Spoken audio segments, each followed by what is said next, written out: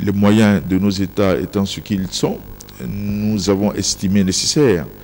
de réunir tous les acteurs de la filière pour que nous nous entendions sur le chemin qu'il nous reste à faire et que nous regardions également quels sont les moyens qu'il nous faut mobiliser pour faire ce chemin et atteindre les objectifs que nous sommes assignés. Alors, un partenaire privilégié dans ce programme, c'est le NEPAD. Alors, quelle est l'appréciation du Bénin par rapport à tout ce que le NEPAD fait pour le développement du secteur agricole? Je peux vous dire que le Bénin travaille très activement avec le NEPAD et que dans le cadre de la mise en œuvre du plan de développement, du plan détaillé de développement de l'agriculture en Afrique, le NEPAD a décidé de faire du Bénin un champ d'expérimentation du P2D2A.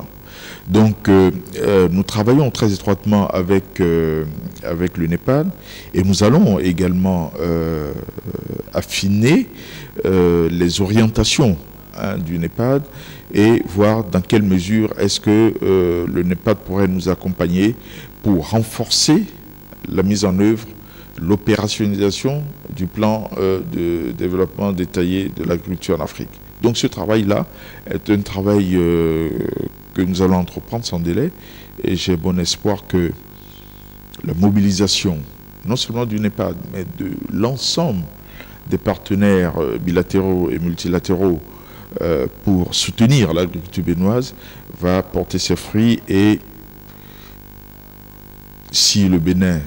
si nos compatriotes, comme je le présume, sont engagés pour faire donc de notre pays une puissance agricole, je pense que les moyens ne nous manqueront pas. Alors, vous êtes attendu après cette table ronde-là en Afrique du Sud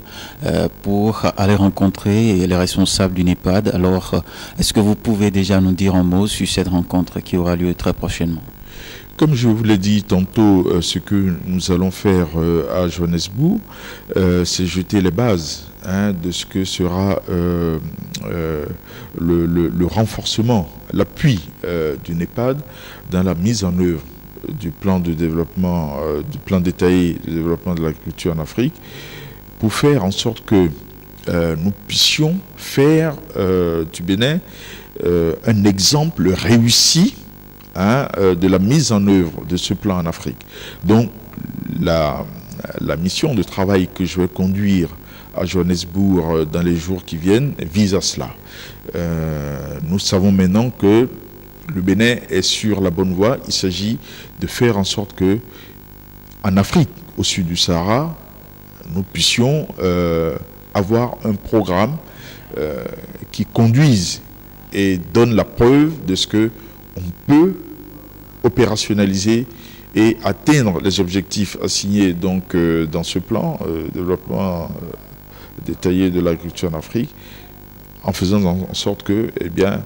la vitrine, la réussite de ce plan au sud du Sahara, que le Bénin puisse se présenter donc la preuve de ce que cela est possible et qu'on peut réussir. Est-ce que déjà on peut avoir une idée des engagements qui seront pris par le Bénin? Nous, les engagements qui sont pris par le Bénin, c'est que nous puissions consacrer 10% de notre budget à l'agriculture. Je crois que cette décision a été prise déjà par les chefs d'État à Maputo en 2003. Il faudra donc le confirmer au jour d'aujourd'hui. Deuxièmement, que nous allons engager notre pays dans la réalisation des conditions indispensables à la mise en œuvre de notre plan de relance stratégique du secteur agricole. Ça veut dire que nous nous engageons à créer un cadre institutionnel nouveau, propice à porter cette ambition très forte de faire de notre pays un pays émergent et également à accompagner tous les acteurs